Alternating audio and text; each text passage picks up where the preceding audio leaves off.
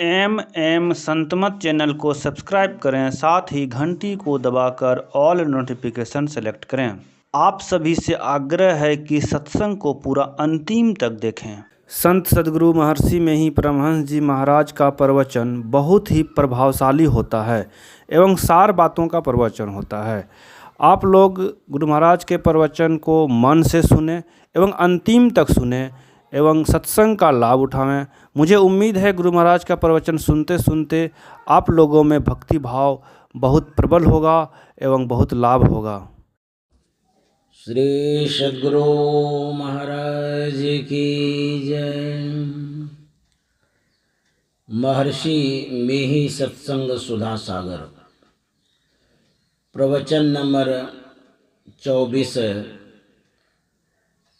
संत सद्गुरु महर्षि में ही परमहंस जी महाराज का यह प्रवचन संतमत सत्संग मंदिर मनिहारी, जिला कटिहार में दिनांक 18/10/1952 ईस्वी को अपराह्नकालीन सत्संग में हुआ था। अंतर में देखने का यत्न गुरु से सीखो।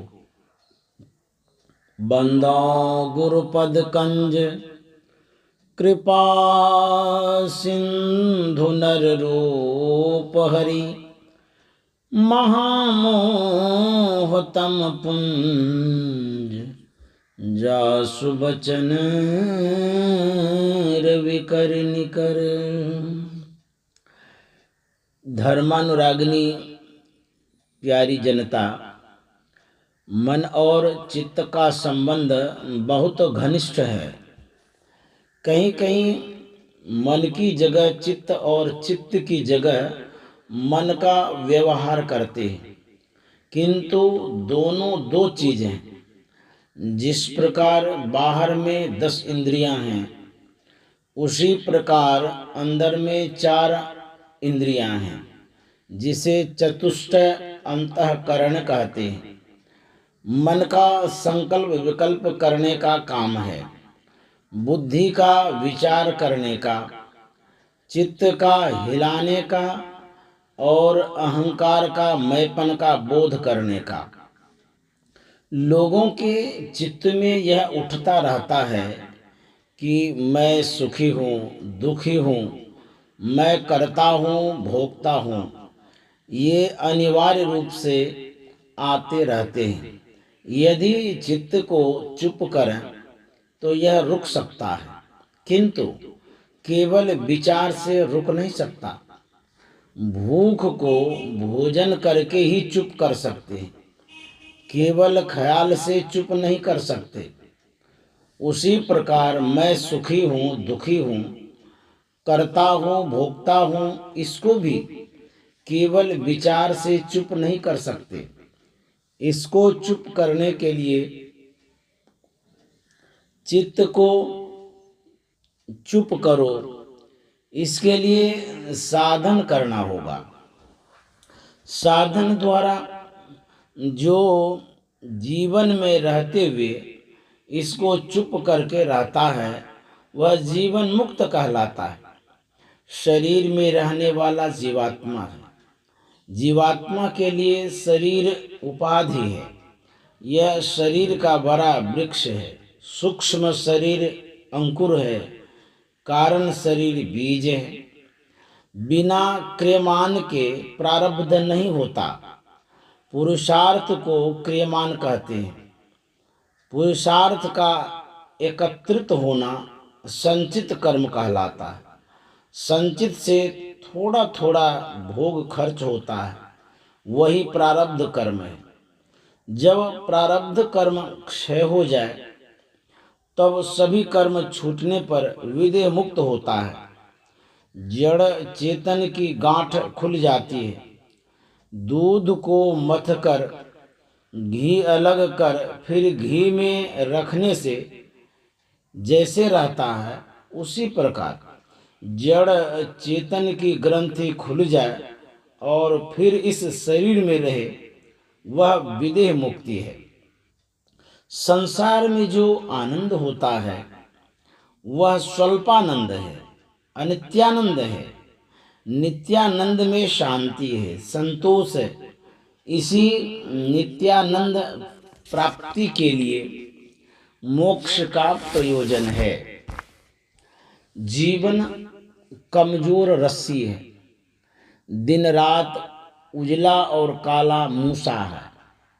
सांसारिक विषय सुख शहद के समान है, यह थोड़ा सा सुख नित्यानंद नहीं है। नित्यानंद की प्राप्ति का यत्न करो। पुत्र चाहने वाला पुत्रेष्टि यज्ञ करता है, ज्योतिष्टोम यज्ञ से स्वर्ग लाभ करते हैं, वाणिज्यादि द्वारा धन लाभ करते हैं। इसी प्रकार वेदांत श्रवणादि जनित ज्ञान से जीवन मुक्तादि लाभ होता है। ज्ञान को 4 दर्जों में बांटा गया है: श्रवण ज्ञान, मनन ज्ञान, निधिध्यासन ज्ञान और अनुभव ज्ञान। अनुभव जो ज्ञान सबसे पीछे उत्पन्न हो, सुनता है, विचारता है, साधन करता है, साधन करके अंत कर देता है, तब अनुभव ज्ञान होता है। इसलिए ये तीनों कर्म करो, तीनों का अंतिम फल अनुभव ज्ञान है। चित्त का धर्म तब रुकेगा जब इसकी क्रिया रुके। चित्त की क्रिया हिलना है, इस हिलने को बंद करो। चित्त के हिलने से ही सब इंद्रियां काम करती हैं। इंद्रियों को प्रेरण करने वाला मन है। चित्त का हिलना बंद होते ही संसार का पसार बंद हो जाता है। पसार का बंद होने से सिमटाव होता है, सिमटाव से ऊर्ध्वगति होती है। ऊर्ध्वगति इतनी होती है कि कर्म मंडल को पार कर जाता है और प्रारब्ध कर्म क्षय हो जाता है। तो चित्त के हिलने को बंद करने के लिए श्री राम ने कहा, चित्त वृक्ष के 2 बीज हैं, प्राणस्पंदन और वासना। इन दोनों में से एक को चुप करो, दोनों बंद हो जाएंगे। प्राणस्पंदन को बंद करके भी चित्त को रोकते हैं और दूसरा है वासना को रोकना। मन किसी एक ओर लग जाता है तो दूसरी ओर से फिर जाता है। किसी तरफ की इच्छा प्रबल हो जाती है तो दूसरी तरफ से फिर जाता है। ईश्वर की तरफ इच्छा प्रबल हो जाए तो संसार की ओर से छूट जाएगी। इच्छा को छोड़ने के लिए एक तत्व का दृढ़ अभ्यास करने कहा। प्राणायाम द्वारा प्राण स्पंदन रोकना विपदजनक है। यथा सिंहो गजो व्याघ्रो भवेद्वैस्यः शनैः शनैः तथैव सेवितो वायु रण्यथा हन्ति साधकम्। शाण्डिल्योपनिषद। जैसे सिंह, हाथी और बाघ धीरे धीरे काबू में आते हैं, इसी तरह प्राणायाम अर्थात वायु का अभ्यास कर वश में करना भी किया जाता है। प्रकारांतर होने से वह अभ्यासी को मार डालता है। वासना को रोकने के लिए यत्न करना सरल साधन है। एक तत्व का दृढ़ अभ्यास करने से हेमंत काल के कमल के समान भोग वासना का नाश हो जाएगा।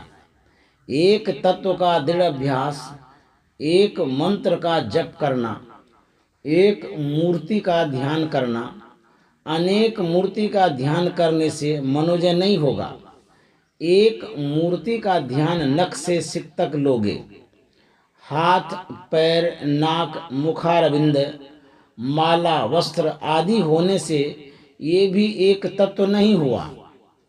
एक तत्व वही होगा जिसे श्री राम ने कहा, एक बिंदुता, जिसमें अंग प्रत्यंग नहीं है, मोटे रूप में एक तत्व का दृढ़ अभ्यास शालिग्राम है। इसमें हाथ पैर नाक कान मुंह नहीं, अल्प ज्ञान के लिए सुंदर असुंदर रूप को जानते हैं। यह माइक ज्ञान है।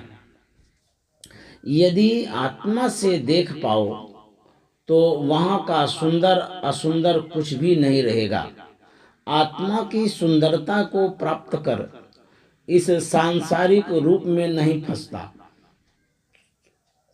एक तत्व का दृढ़ अभ्यास बिंदु ध्यान है। बिना दिव्य दृष्टि खुले उसका दर्शन नहीं हो सकता। यही श्रीमद् भगवद गीता का अनुर्नियम है। यह मन से गढ़ने का नहीं है। इसमें लंबाई चौड़ाई नहीं है। देखने के ढंग से देखो।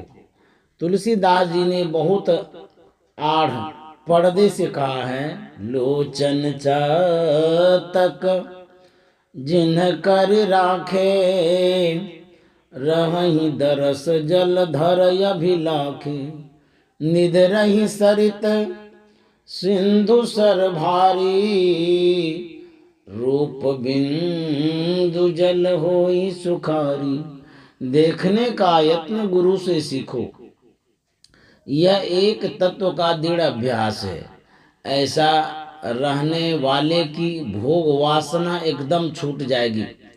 इसके लिए साधु संग, वासना परित्याग, आध्यात्म विद्या की शिक्षा और प्राण स्पंदन निरोध करो। इच्छा छूटेगी, मन एक ओर होता जाएगा, प्राण स्पंदन रुक जाएगा। साधु संग, वासना परित्याग, प्राण स्पंदन निरोध, अध्यात्म विद्या की शिक्षा, ये चारों बातें सदयुक्ति हैं। इनको छोड़कर जो हठात चित्त पर काबू करना चाहता है वह प्रकाश त्याग कर अंधकार में ढूंढता है। मदमस्त गजराज को कमल नाल के तंतु में बांधना चाहता है। सब लोगों को चाहिए कि ईश्वर का भजन करें। ईश्वर का स्वरूप अमायिक है, आत्मा से ग्रहण होने योग्य है। जड़ चेतन ग्रंथि नहीं खुलने से दिव्य दृष्टि नहीं हो सकती। दिव्य दृष्टि प्राप्त करने के लिए यत्न सीखो। इसके लिए पहले किसी मंत्र का जप, किसी स्थूल रूप का ध्यान करो, फिर बिंदु रूप का ध्यान करो। ज्योति के जितने प्रकार हैं, सूक्ष्म रूप हैं, इसके और आगे बढ़ो। स्थूल सूक्ष्म रूप उपासना के बाद अरूप उपासना होगी। वह नाद उपासना है। वह ब्रह्मनाद है। चेतन धारा सुनती है, कान नहीं सुन पाता। उसमें जो ध्यान लगाता है उसमें खिंचाव होता है। नाद उपासना से नाद के उद्गम में खिंचाव होगा और वह नाद भी लय होगा, निःशब्द हो जाएगा। जिस क्लेश में हम लोग पड़े हैं यह क्लेश नहीं हो, इसलिए ईश्वर की भक्ति कर मोक्ष प्राप्ति कर लें। श्री सद्गुरु महाराज की जय।